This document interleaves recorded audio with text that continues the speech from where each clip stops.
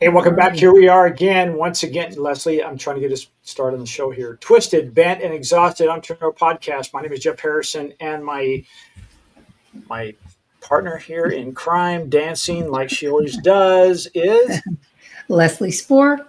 Except I can't find my screenshot of you, so I can't see you. So I don't know where you are. yeah, it's a tech issue. Just trust me that I am that trust that I am there. Uh, just Oh, I know where you are. yeah, go Found ahead. you. Hi, Leslie. Hey, because we actually record these sometimes 4 or 5 weeks in advance, it just doesn't seem normal or doesn't seem appropriate to talk about things happening today because by the time this comes live, it will be, I would say, it won't be shelf ready. It will be, expired. So let's just get past that and just get right into today's topic. Today's topic, I think you picked out a winner here. It is 10 things small business owners learn the hard way. Wow, I can't wait to get into this. What drove you to go down this road? Have you had some things going on? You have that you've dealt with, and there's some consulting with Well, people. What's going on? well, yeah, I did my first 5 day challenge, which by the time this premieres, hopefully that's like a long time ago.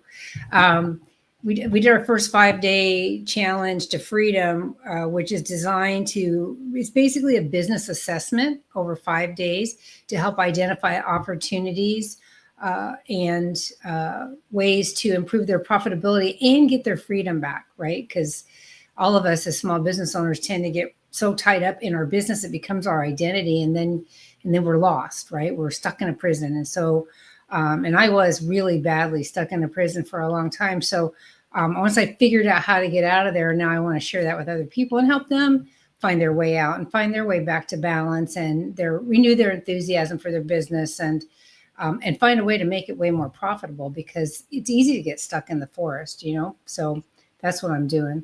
Anyway, so then I thought, well, I was thinking about all our podcasts, and I was thinking, we really haven't talked about um, the lessons we've learned as business owners. We've used anecdotes, right?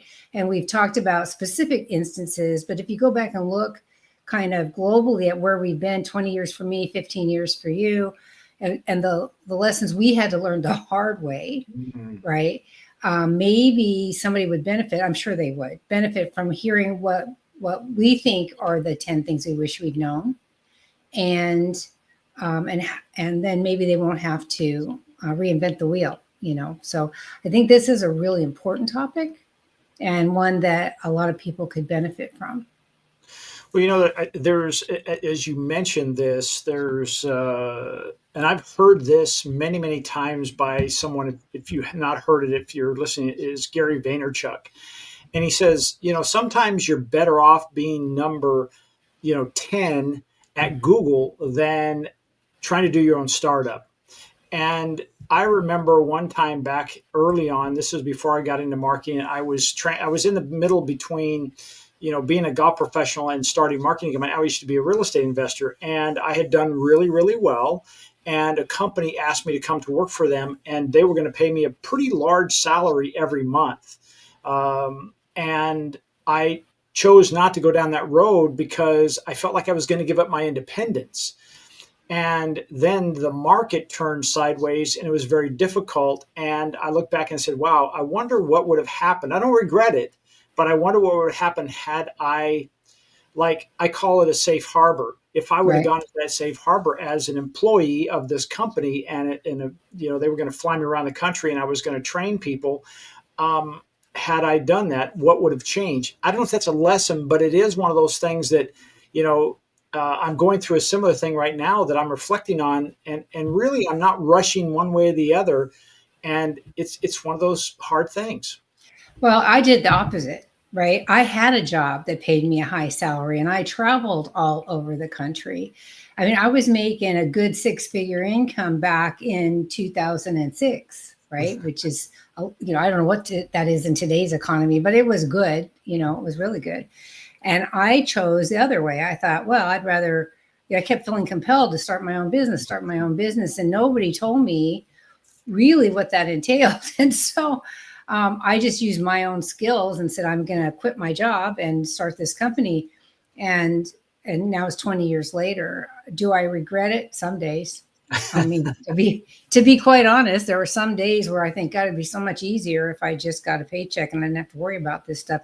However, knowing who I am as a person, I would still be, I was all in when I worked for them. I was a consultant in the aerospace industry. So I was all in, and I would work 12 or 14-hour days on site at clients' facilities for them and not for me. Right. So my pay didn't change. It was good. I got good raises, but I was working just as hard, but for somebody else. So like you, I don't regret it. But there are days where I think this would have been so much easier to be drawing in that money for 20 years instead of, because that company's still in business. They're still consulting. They're still doing their thing, and I miss them actually. But yeah, I did the opposite. So we're kind of on both sides of that spectrum. Well, it's funny is there would be those times where, and I don't think it exists in today's world, but let's say, 15 and 20 years ago, you had those people who, that when they were done working, when they punched out, they were done. Right. They could come home, they could do whatever they wanted to. And as an entrepreneur, you're never off, it feels like. Well, nowadays it's changed because everybody has a company phone and they're all on and whatnot. So the lines have blurred so much. So I don't think that's one of those defining moments like, hey, I work 8 to 5 and at 5 I get off. I'm not sure there's a lot of people like that. Like my wife, she cuts hair. She's a hairstylist, owns her own salon. And pretty much when she's not standing behind somebody cutting their hair, she really is off. There's not a lot going on. But even her, she's taking calls in the evening or during the day when she's off and scheduling appointments and things like that. But yeah, the lines have really blurred. They have, but there's still things that people should know if they're either in the first couple of years of starting their business, well, actually even longer than that, but primarily in the first few years. I mean, none of us knew what was coming when we went out on our own, right? Remember, I started in an industry that didn't even exist. Yeah. Right. I was so naive at the time that I just assumed that because I had a good idea, I could make it work. And I did. And we're very successful. And I'm really happy about that. But when you have employees, when you take on employees, the responsibility, it doesn't just double, it like quintuples, because now you have to bring in business to support other people. Yeah. Right. And I can honestly say, and I'm very grateful for the fact that I have never had to lay somebody off for lack of work. I mean, out here in the desert, as you know, it's seasonal, right? A lot of people get laid off in the summertime because the snowbirds aren't here and there's not enough for them to do. For us, it's the opposite. We're taking care of homes when they're empty. So when the snowbirds are gone, we're busy, but then in season, we're less busy. And I still haven't had to lay anybody off even during season. So I feel really blessed about that. Because I just see, how many restaurants do you know in town that closed down for the summer? Lots of them. Far too many. And I always say, gosh, I wish someone would stay open because, we're still eating out. We just choose someplace else. And then when they come back online, we've kind of already replaced them.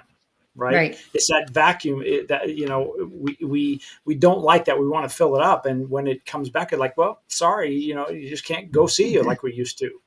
So, exactly. I think this first topic is perfect on this. And the one is, and Leslie, I think it's perfect because you really own this, but you're not just selling a service or product, you're building a business. And I think a lot of times, let me give an example. Somebody is let's say they're a good cook, right? Mm-hmm. And so somebody says, oh, you ought to open a restaurant. Or you ought to be a caterer or whatever. You ought to make cakes. Like I have a friend who she is I think she did your wedding cake, as a matter of fact. She did. Yeah. She did a great job. Yep. Yeah. And she's fabulous. And, she isn't just selling a product. She's building a business. What's the difference of that? Well, I shouldn't say anybody can sell a product. Anybody can sell a product. But when you build a business, you have to keep in mind that you're spending you could be spending up to 12 hours a day doing it without systems or processes or a plan. And so you need to come up with those things. You need a foundation. You got to keep in mind, where do you want to be 5 years from now? Where do you want to be in 10 years from now? What's your exit strategy, right? You're building a business, even if you're the only employee, right? So you want to build that infrastructure. You want to build that infrastructure early, right? And lay that foundation and know where you're going. I treated my business like a business from the very beginning. I knew, that was one thing I did know, that I wanted to go out and build a company. I wanted to build a successful business in a service industry, which is crazy. I should have done retail, but in the service industry, so that that I create a legacy, or I don't even know if it was so much to create a legacy, although in hindsight it kind of is, but more to see if I could do it. Does that make sense? Yeah. You know, I had an idea. I worked on the road for 10 years. I was gone a minimum of 50 weeks a year. And I just thought a service that could take care of things for me when I was gone would have been helpful. So, and it just so happened I started out here in the desert where we have a lot of snowbirds. So people are gone a lot. Did that industry exist? No. Did I know anything about it when I started? No, not really. But I had my consulting skills and I had my business corporate skills and I knew how to run a business. And so I treated mine and started laying that foundation right from the get-go. All too many times people go out and they start selling cupcakes. That's a product, right? And they don't think about, do I need to control the accounting on this? How do I track orders? How do I keep track of ingredients and my inventory and make sure I have what I need when I need it, using your cake analogy. They don't give any thought to that. They just go out and sell cupcakes and they go buy their ingredients and make them one at a time. And really, if you're going to build a business, you need to think about, how do I track orders? How do I take payments? How do I keep track of my inventory? What's my pricing going to be like? All of these things are the foundational aspects of running a business. So you really need to know that. It's a bit of a recipe, isn't it? I mean, I know you, no pun intended, but use a cake. Yeah, I mean, you have built a whole program on this, and you use a puzzle as the metaphor to get people to think, okay, building a business is like a puzzle, but most people quit putting the pieces together when they have the outside done, and then they're trapped in the middle. They're really trapped in their business.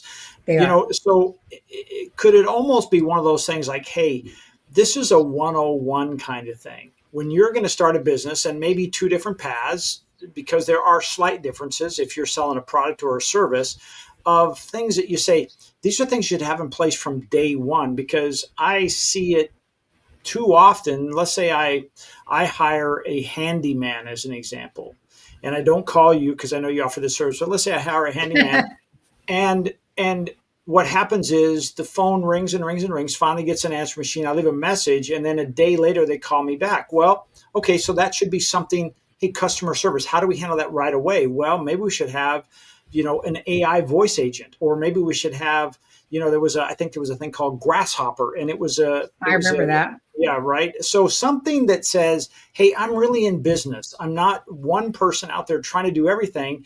And if I'm not available, you don't get me. That the phone rings, somebody answers it. Being available is a big deal when you start a business. I think so. Yeah. So I mean, it's almost like if you could create this roadmap of saying, hey, if you're thinking about starting a business, this is a place you should start. Okay, you've chosen your product or your service, but let's talk about the foundation so that, you might actually get I'm going to be aggressive here, 5-year advantage on your competitors. For sure. You put some of these things in place, because I know for you did a lot of this in, right up front, from the handouts to the websites to your branding, all this stuff. Most companies don't think about that until they're in, 3 or 4 years and feel like they've got, their footing underneath them, when really their foundation is very weak. Well, and actually it doesn't matter. I mean, like I said, I was doing a 5-day freedom challenge for a company that'd been in business 15 years, and they still don't have that foundation, which is part, I mean, shockingly, right? Which is part of the reason they are struggling. 15 years later, right? And so, fortunately, she's really open and could see. That's one of the things when you do consulting or mentoring for people, when they all of a sudden you can open somebody's eyes. I know you have the same thing with the AI stuff that you do. You explain something to somebody and all of a sudden the light goes on in their eyes and they're like, which is so rewarding to me. I love that. And they see it and they go, oh, why didn't I see? I mean, it happens with you and me all the time. You're always telling me stuff I'm missing in my own business, again, forests and trees. And then I'm like, oh man, I should have known better than that. Right. But I can help somebody else all day long. I've helped you, I can help other people. So all of us can benefit from that, but the foundation is the first thing you need to think about. And a lot of people, and I get frustrated with these articles that come out, Substacks and online data or information that says, oh, you can start a business with no money. Oh, you can start a business and these guys are making bazillions of dollars. These kids are making all this, unless you're a social media influencer. I don't really see how you can start a business with literally nothing and no plan and no foundation and be successful. You might get there eventually, but it's going to be a lot tougher to do. I mean, why not start from the beginning with a plan? And I don't mean a business plan. I am not a huge business plan fanatic, just so you know. I know that goes against a whole bunch of people's great, but unless you are out there looking to get financing, right? Unless you're getting financing from an external source, from a bank or a angel investor or something, you don't really need a business plan. You need a strategy and to understand where you're going and to lay a foundation for your business. But doing one of those exhausting, boring business plans is not necessary. So anybody who's listening out there who thinks, oh, I need to go to the SBA and do a small business plan, you do not. You do not. You can get it done easily without it from somebody like us who knows how to do it, or there's resources online too, but it's better to do it from somebody who's already made those mistakes and can really help you. That's what my educational thing is. I call everything the freedom, right? So the Freedom by Design, how to build a business that runs without you, talks about all the puzzle pieces, talks about the foundation, all the pieces in the middle to build a business that really runs properly. The Freedom by Design is to go for existing companies and the challenge and help them figure out what's the best opportunities they have for improvement, for efficiency, for more profits. What can they do right now to improve their business? That's really what I'm trying to help people to do. What can you do right this minute? And that's a big help for people. Well, it seems like you're not just selling a service or a product, you're building a business. I think there's this fork in the road, this flexion point when people realize that what they got into, they probably had a love for it. Mm-hmm. And then it got to the point where they just dreaded it. And that, to me, those are signs of saying, wait a minute, because you're just selling a service or a product, you're not building a business, because all this other thing is stripping you from the joy of doing that product or service. Exactly. But if you had those things in place that work automatically in the background, you can still do what you love to do. And that's kind of my thing, is like, let's build a system so that you can focus on doing what you're great at and what you love to do, whether that's working with your staff, that's going out and doing presentations, that's getting new, whatever that is, right?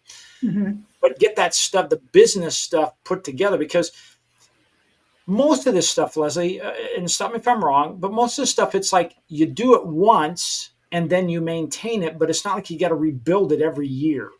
Yeah, if you do it smartly, that's true. If you do it half-assed, excuse my language, if you do it half-assed, or there's the explicit button I got to hit on the podcast now.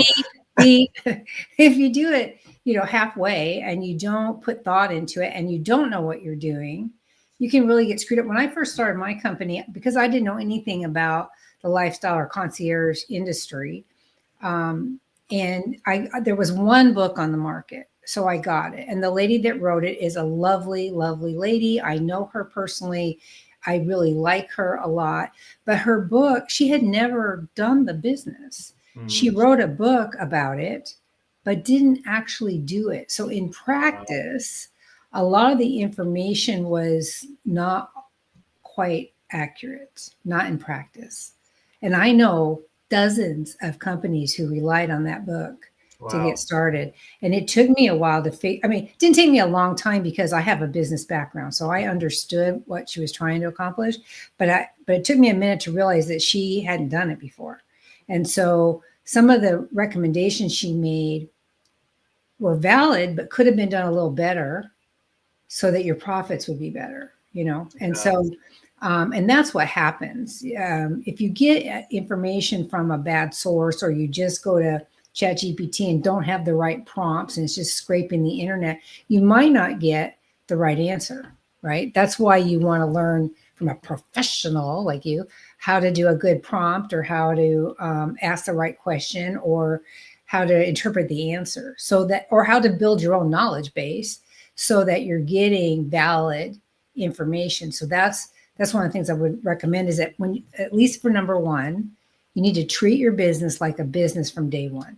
I love it. I love it. Well, let's move Okay. to the next one, which I Okay. think is, this is critical for most businesses, because if you don't have this, you probably don't really have a business very long, and that's cash flow is king. Yeah. But some people make, they make serious mistakes when they talk about the cash flow. Give us one of your insights that changes it from, oh my God, to, oh my gosh. In what context? Well, from a cash flow thing, Oh, okay.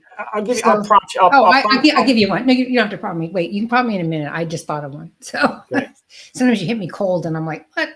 Um, One of the things is billing in advance or arrears, right? Is that the one you were going to prompt me on? Yes, that was the one. We That was think the so one. much like That was it. great minds, you know. So I bill almost everything in advance. Well, I bill hours in advance. I bill consulting in advance when I charge for consulting. I do not bill in arrears, and so many businesses do that. They go, I'll go do the work and then I'll bill you for it. And even if they're using Square or some other kind of payment gateway, they're still billing in arrears and having people then having to get the money. And then a lot of times you have to chase it. And I can literally show people literal math that shows you why chasing money is way more expensive than it is to pay the merchant services percentage. You know, that percentage is a one-time deal. The Mm, chasing money is a every time you have to make a phone call recurring deal. So yeah. I don't do that. I either charge in advance for hours when I do hourly work, or I quote projects. And if they're large projects, then I get milestone payments. I get partial payments along the way to offset my exposure, because that's really what you're doing, is you're exposing yourself to liability that you've expended the energy, you've given them the product, whether that's hours or a literal product, and you haven't been paid for it yet. So now you have all this exposure and liability, because what if they never pay you? Yeah. Right? And if you have to chase it, it's so expensive. So I bill in advance. That keeps my cash flow up. Right. And, and I'll tell you a funny story about that. So I was working with this guy who was a big wig at a large chain store. You would know if it was a discount. You would know if I said who it was. And he was a corporate executive at one of these places. And when I sat down and explained to him how we bill, he goes, "That's brilliant. I love your business model, but I don't like it." Because he did not want to pay me in advance. He was one of those people who felt like, what if I pay you and you don't deliver? Which is also now I've transferred the liability and the risk from me to them, because I already got paid, whether I have done the work or not. But 99.9% of our client, anybody who's really our client knows that we're going to perform. We have a good reputation. We've been in business a long time. We always perform, and we offer full transparency for what we're doing. So they always know. Right.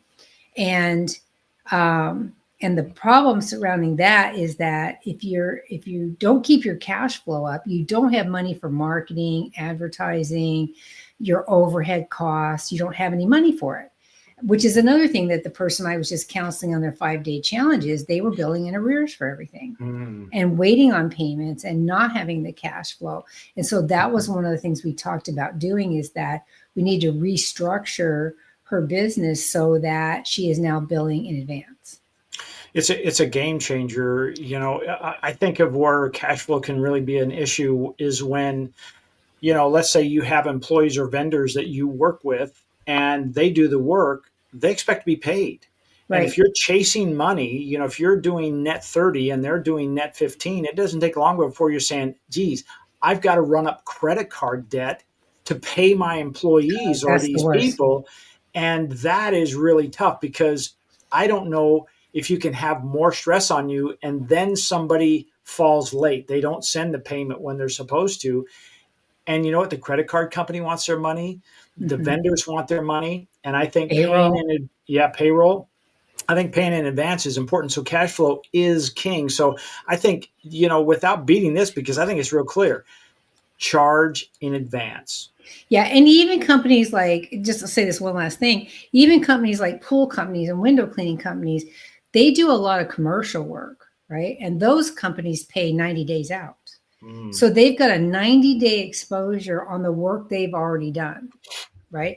So I'm telling them, bill them a month in advance. To the company, only the first month is painful. After that, it's like they're paying in arrears because you're billing them in advance and they're paying you after the fact. So even my vendors, I have them bill me for pool and landscape at the beginning of the month when they normally bill in the middle of the month. I have them bill me at the beginning, and by the middle, I've paid them because I pay net 15. So I've already paid them.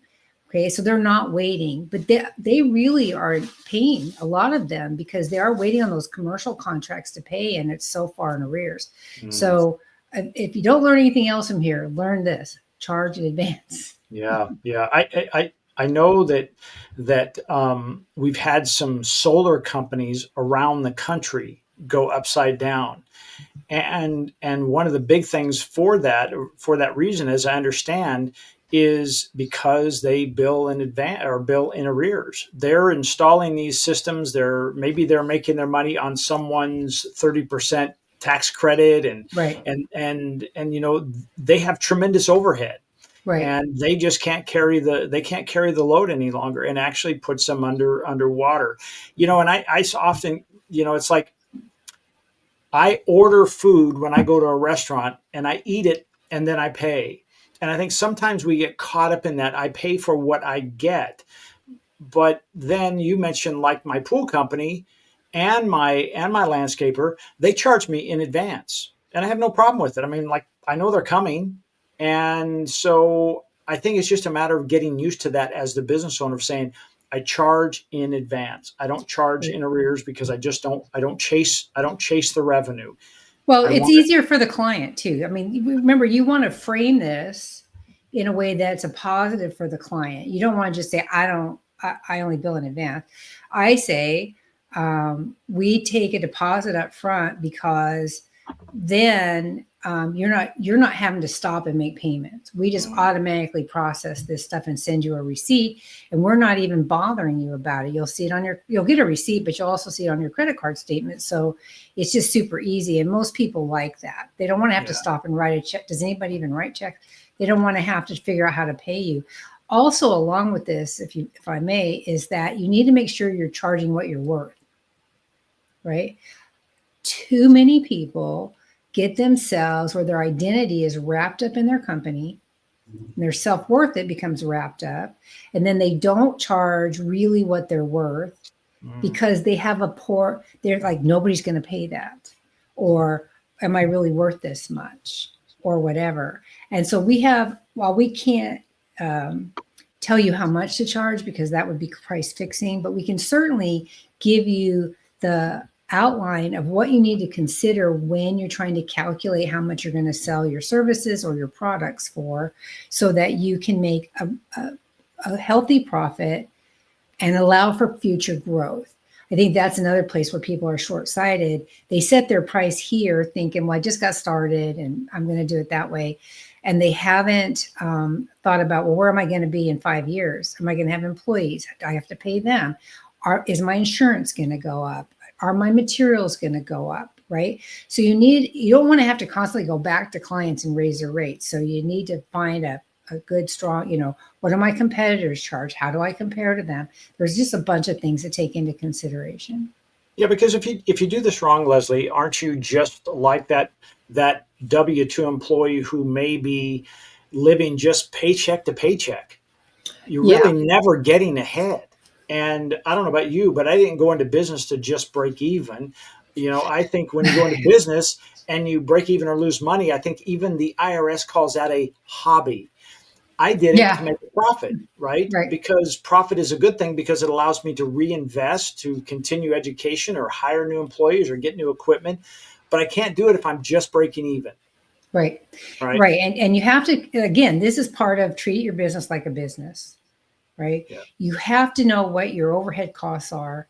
In the cupcake example, you have to know what your materials cost, what your packaging costs, what your delivery fees cost, how much time it takes you to track orders and to fulfill those orders, what's your actual labor cost. There's a lot of cost involved in running a business. I don't care what you sell. There's just cost. And you need to know clearly what those things are so that you can make a good profit. And too many people don't give any consideration to that. So that was a lesson that we want everybody to learn. Yeah.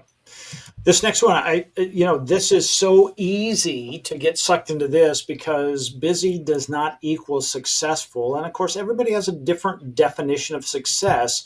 But I often talk to people and they're just so busy. And then they're the same people who complain that their business is suffering.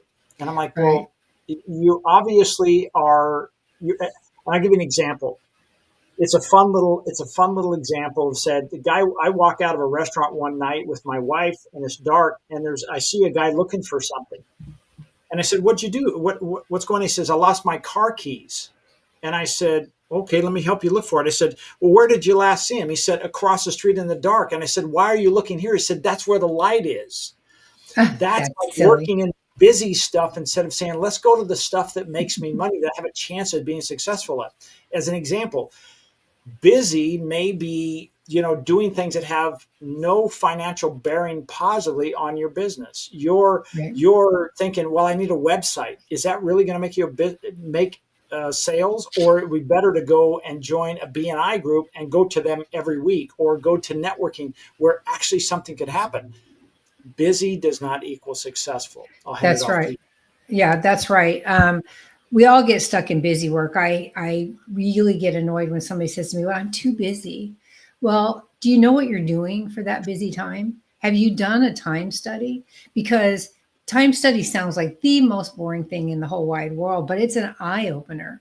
When you sit down and you say, okay, I'm going to take one day, I'd like it for a week, but if you take one day and say, okay, I sit down at my desk at 6 o'clock in the morning, and then what do I do from 6 to 7, and what do I do from 7 to 8, and if it's even less than that, what do I do for a half an hour? What do I do for 15 minutes? If you keep track of what you're doing, you can easily identify, or I can, if I look at it, identify things you're doing that are not furthering your business goals, right? You have goals for your business. You need to make sure that whatever you're doing is in pursuit of accomplishing those goals, right? And if it's not, you don't need to be doing it. Either you need to delegate it, or you need to delete it, or you need to set it aside for a rainy day. But you definitely do not need to be doing it right now if it is not helping you achieve the goal of your business. That's Well, critical. yeah, I don't know if this fits in here right now, but it's one of those things where a while back, this is when I was in real estate, said you need to establish this baseline of what we call $10 an hour exercises. If you're doing $10 an hour things when you could be doing $500 or $1,500 an hour activities, those need to be delegated. And it's easy sometimes to say, well, it's cheaper for me to do it than to take the time to train somebody to do it or to put That's a so not process in. true. And isn't that part of being busy versus successful? Yeah, and it's the whole teach a man to fish uh, allegory, right? It's you can teach a man to fish or you can feed him a fish. If you That's what delegation's all about. Yeah, it might take a minute to teach somebody how to do something you want it done. And sidebar, you should document that process so it's repeatable. But at a minimum, if you teach somebody how to do something you need, then they can take it on and do it. And so, yeah, the initial time investment is a little bit more, but the recurring goes away, right? It goes away. And if you document it, it goes further away because then you don't ever have to repeat it. Yeah. So you need to delegate and you need to understand. First of all, you need to understand what you're doing that's eating up your time, that's making you busy. And then you need to figure out what you can stop doing. And then you need to take a nap. I Because like every that business last part. because every business owner needs a nap every now and Yeah. then, right? So I you know I just, and there's nothing wrong with that, by the way. It is okay to, I'll tell you my story. I probably have told it before on our podcast, but I used to get up. I still do. I get up every day, get ready, come in here by 5:30 in the morning every day, and have for 20 years. That's my routine. My girlfriend, who was an independent attorney, an HOA attorney, uh, also had a routine, but every once in a while she would say, I don't want to get up this time. And she'd turn the snooze button on and go back to sleep. I looked at her in shock when she told me that. I didn't even know you could do that. Not serious. I know that sounds dorky, but I did not know. Right. So, because I had discipline. I had a routine. My business is a business. I get up and go to work. And I did that when my office was a desk in the bedroom and when it was a desk in the living room. And now I have a whole room that's dedicated to my home office is dedicated to just the business, my two businesses. And I even have my name on a plaque on the door, the company name. So it's like really a business. So I can shut the door at the end of the day if I want to. So you have to, we're always coming back to this, treat your business like a business, but you need to understand where you're spending your time and then parse that out into logical, profit building, productivity based activities instead of wasting your time, because you'll just be spinning your wheels otherwise. Yeah, I think that fits perfectly into this next one, that not every customer is a good fit. That's true. Leslie, when somebody first starts their business, we tend to take on people who are not our ideal customer because of that first part where cash flow is king. We want to get some revenue. And then Yeah. we discover that, oh my gosh, what have I got myself into? This customer is not my ideal customer. And I remember years ago when I was early in sales, and they said, oftentimes when you get a customer who can't really afford you, but you make it fit, they are the ones who are demanding more and more of your time, and they see everything that could be wrong. They'll That's point it right. out, and any profit you would have Yeah, made is gone. that's true.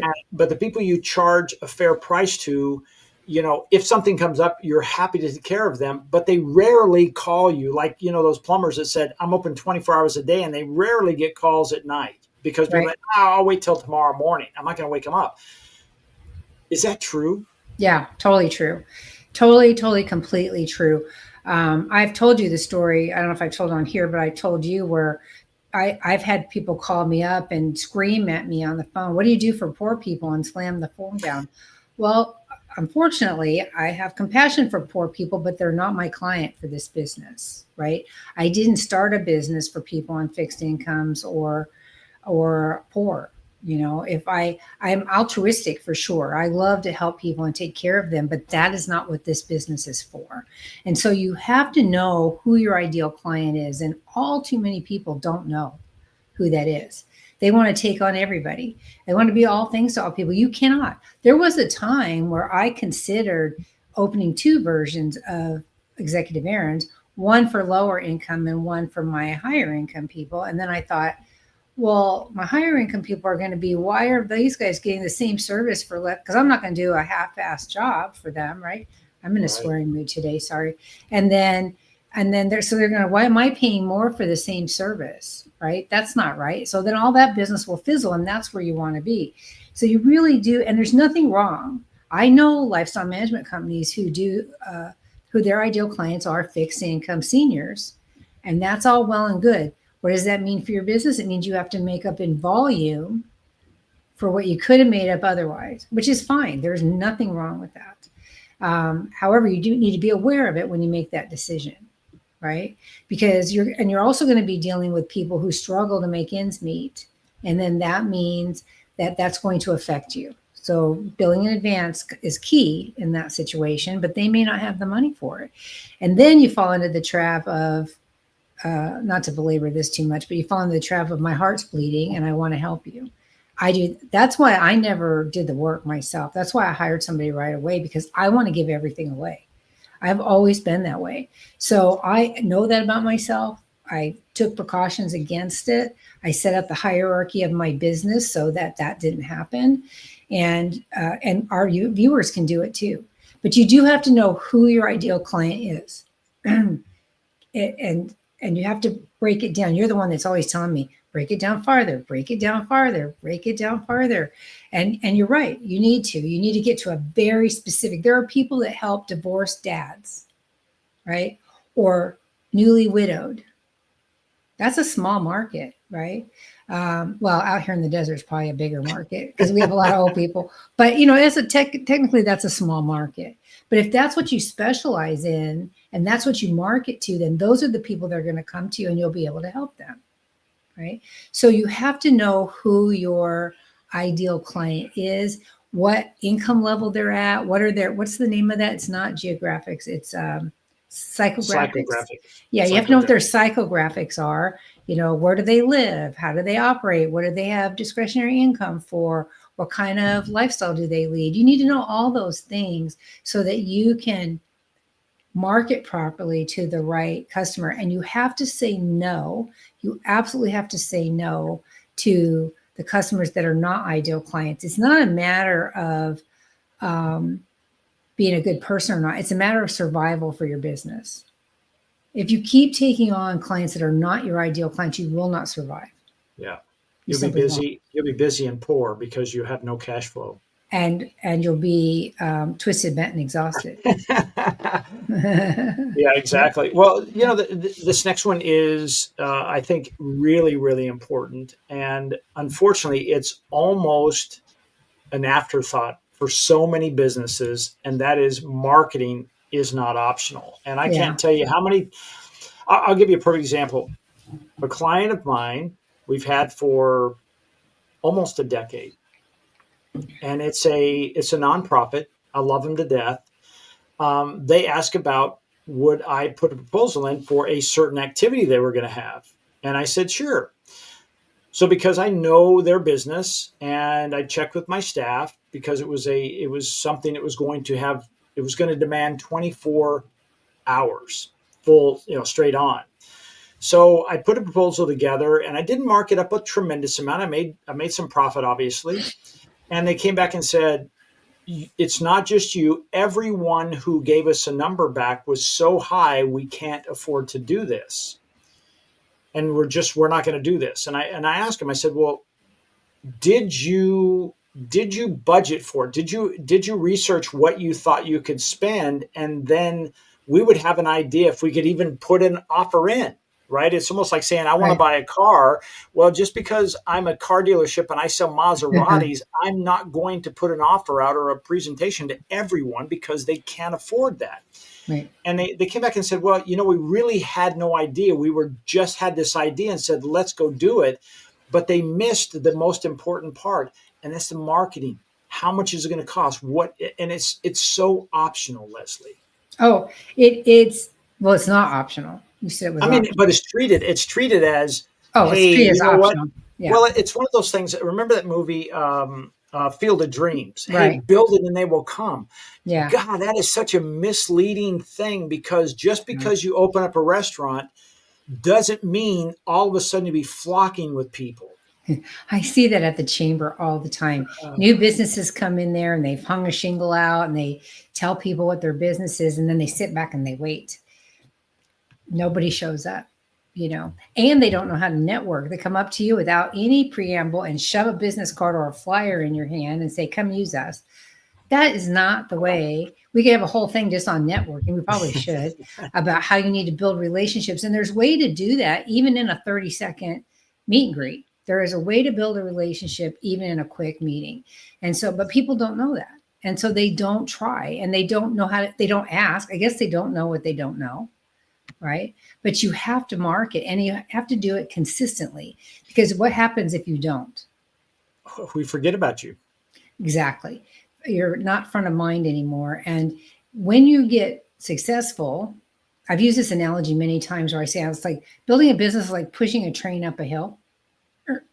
You've got your shoulder into it, you're pushing it up a hill, and then all of a sudden it goes over that hill and it's running down the other side, and you've got business coming at you all the time, and you're real successful, and you kind of let marketing slide because you've got plenty of work, and you're making money, and you're doing good, and you're keeping your people busy, and blah, blah, blah. And then it dries up, which is what happened to me. Well, I can't really say that. That's not really what happened to me. What really happened to me is the economy got kind of squirrely. And so nobody's spending money right now. And when you're a luxury service, that can be painful, but there's a ways around that too. And we can talk about that. But the marketing is key. You made me join BNI. I always talk about that. Yes, you made me. Yes, I love it. Yes, I'm glad I did it. But I'm meeting people in there, and they know people that might use us. And as they get where they know me better and like me better, I'm sure the referrals will really come in great for that. But everybody's business has to pick up, right? And the only way to do that is to keep marketing and marketing and marketing. Because if you don't, you're not going to survive. You just aren't. You have to stay visible, always stay visible. I remember years ago when I first started my marketing company, SwingPoint Media, I was doing a presentation to a group of people with the Chamber of Commerce, and I can almost vividly remember it as if it were yesterday. But I looked up a report from Harvard, and they had done a study over 5 years, and they said if a business doesn't, they because of the economy, they pull back their marketing, they really cut it back, or they stop completely. Mm-hmm. Where are they at in 5 years? And it said very clearly, if they're even in business in 5 years, they've only experienced a 19% growth in that 5-year period, which sounds like good, but it's really not. It's not. Right? No. And they compared it against a business who actually kept marketing, maybe even did more marketing at that time, and they got, in that same 5-year period, a 275% growth. Well, you see it all the time with the digital marketing that you do, right? Yeah. Your content accelerator does that for people. It's the most amazing thing, you guys. He can take and create blogs and videos and posts and blah, blah, blah, blah, all this stuff automatically. You don't even have to think about it. It creates them for you, writes articles, does all this stuff. And then you're out there everywhere being marketed.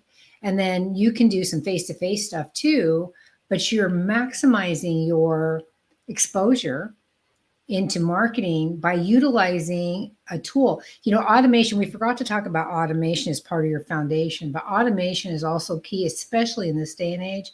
It wasn't as important. It was always important, but it wasn't as important 20 years ago as it is today. You have to be able to do more with less. Mm-hmm. And that includes your marketing efforts, right? You have to be able to cover. Social media is a bitch. Oh God, I'm really swearing today. Wow, she's out of control. I'm out of control. It's really tough. It drives me nuts because some people really have a knack for it. I do not. That is, I know how to do. I know what to tell people to do, but actually creating content is not my thing. That's why I call you and say, help me, help me with this. Creating content. There's so many people. That's all these kids that are influencers. They know how to create content, and they make good money off of it. It's like, there's a whole market now for people that become affiliates for businesses, mm-hmm. like Costco, like Walmart, like Amazon. Amazon is a big one. And you just pick a product and you just make post after post after post with a link to this product and you get a commission. Yeah. To me, that seems like, God, anybody could do that. But really, it's way more work than it sounds, because coming up with those posts and consistently doing it and not letting up on it is key, right? So that's a constant marketing effort. In order to get good returns, you have to constantly be marketing. So when we say marketing is not optional, it is not. You have to find a way to do it that works for your business. And if you can't, then you hire somebody like Jeff and let him do it, because he knows what he's doing and he's good at it. Well, you So you shared a little bit of a story about, we think we do marketing in cycles instead of consistent. right, And consistent is better than those cycles, in my opinion. Over right, the last 15 years of looking at this, I'd rather do it consistently, and then if you want to do something extra, we'll kick it up a notch. But generally, you're always out there, right? right. And I was speaking to another person here in our area where we live that also does marketing. And he was talking about a restaurant that when they first opened up, he helped get them going. He said he went in there, it was empty, and he said, "Hey, I just want to help you. This is what we did." So they got their business going. In about a year, they were just crushing it. They were doing really well, and they fired him because they said, "We don't need you anymore." And it was exactly what you talked about. From that point forward, for the next 12 months, they did no marketing. And then what happened to their business? It just slowly just eroded. It didn't immediately fall off the map. But Right. what happened is it slowly eroded till it's almost like they say cooking a frog. Put it in cold water and slowly heat it up. Next thing you know, you have frogs that You have don't a jump dead out. frog. Yeah, you have lunch. Well, the same thing. It just erodes down that hill. Yeah. Next thing you know, you wake up, you're going, "Holy crap!" Yeah. And so now I have to do it again. And just another little tie into that. One of our customers that we started working with just pre-COVID, we built up their business very, very well, and they had a huge growth in business. And then they brought in somebody, a young man, who said, "Hey, we're going to have him do our in-house marketing." I said, "Fine." And I stepped away for about 8 months. In those 8 months, this young man changed their website and didn't put any of the content on there that was driving the business. They were getting about 8 to 10,000 views a month into their website. When we first started, it was just under 300. Well, this is what I liken it to. I said, they didn't realize we had grown a forest for them that was protecting them from the wind. It was giving them Yeah. shade. And this guy came in and cut down every one of the trees. And now they call me back and said, "Can you help me?" Yeah. They have no forest. We're Right. having to rebuild everything because all the content was destroyed. It was thrown out with the old website. So it takes time. It It takes does. time. And if you start from the beginning doing this, instead of saying, wait till the point where it said, "Okay, I'm 12 months in, crap, cash flow is a problem. We better start marketing or I'm going to be out of business." Generally, they can't afford to do it right. They take the Right. shortcuts. So I'm sorry, Yeah. I get off my horse. I was almost using a swear word, but I didn't. That's okay. You can use a swear word. We're doing swearing today, so it's okay. I'll give you another analogy, because this is something that's near and dear to my heart, and I think I need to reframe my mindset to think of marketing in this way. So I do metrics programs for companies. I think you know that, right? And metrics are a measurement tool, and I do that from the because I do management by exception. I'm looking at what's not getting done, and it's a continuous process improvement initiative on how do I make this process better. That's what the metrics is. However, it's like the Gold Star program for children. When you measure something, the people you're measuring or the process you're measuring, the people that do it improve every single time. It always gets better because people know you're watching it and they're doing it. If you stop measuring, you say, "Oh, I've got 98% on time delivery and I'm good with that." And the only things that fall out are things that break or whatever. So I can live with that. And so I'm not going to measure this anymore. You'll be down to 75% on time delivery in no time. And marketing is the same way. When you put attention on it, it does good. And if you ignore it, it falls apart. And so I think I just had this aha moment myself that I need to think of marketing in the same way for myself, right? Because it's one of those things I really hate to do. to be honest with you. I mean, I freaking hate it. And none of us are good at everything, right? None of us are good at every single puzzle piece in the business. You have to know where your limitations are and where to hire it done. That's just the bottom line. And so for me, that's marketing. I don't like it. I don't want to do it.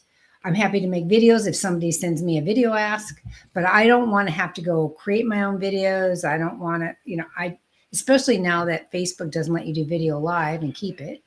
30 So days, 30 yeah. days. So I mean, I was just getting where I could do video live, and they said, nah, no more. Um, so you have to realize as a business owner, where are your strengths, where are your weaknesses, and if you acknowledge that marketing is a very key puzzle piece, and it is, then you need to figure out how to get it done. Whether that's hiring it, whether that's bringing somebody in to work for you to do it, however it takes, but it has to be done. So, Well, and that's my last word on that. No, I think you're absolutely right. It's one of those things. Hey, if you don't hire us, get help somewhere. Right? Somewhere, I don't care where. Yeah. One of the things that, and I'll give this a little bit. This will be the kind of a wrap up here on this section. We have 10 points, but we're going to break this into 2 sections. Right. When you're doing marketing today, it is no longer a straight line from, oh, I put an ad out, they bought my product. Right. That almost doesn't exist anymore. Let me give you an example. I pick up my phone, I see something on Facebook, and it triggers me to say, well, let me go look on my web. Let's go look on the website. Well, I might do that on my laptop or my desktop. And then I might be watching something streaming on Netflix or let's say Hulu, where there's an ad on there, and I see it again, and it makes me come back to do a scan code and buy that product. Right. It's not a straight line anymore, and it's getting harder and harder to measure that, what we call a customer journey. And that's why when Leslie says, hey, you really need to make sure you're consistent, but you need to be out in the marketplace where your customers are hanging out. This whole thing is called omnipresence. That, let's say your ideal customer hangouts on 4 different platforms. You better be there consistently. Because if not, you're trying to time like catching a knife in the air. We don't know when they need your service or product. If you're an air conditioning company, you don't know when their air conditioner is going to start blowing warm air. Right. If you're a plumbing company, you don't know when their sink or their toilet's going to get backed up. So when they go to think about those services, you better be top of mind when they open up and say, oh yeah, I need to go to XYZ. So keep that in mind. It's not a straight line. So, and I get this sometimes, somebody say, well, I'll send them a report, and they'll say, yeah, but I haven't had anybody come in the door yet. And I said, well, here's the thing. We're starting to build that momentum. Everything is going that way. When I say, your websites went from 200 clicks from Google to now 800 clicks. Your business has to grow because it's like 800 more people or 600 more people came through your door in the last 28 days. If you didn't sell anybody, I'm sorry, it's not on me.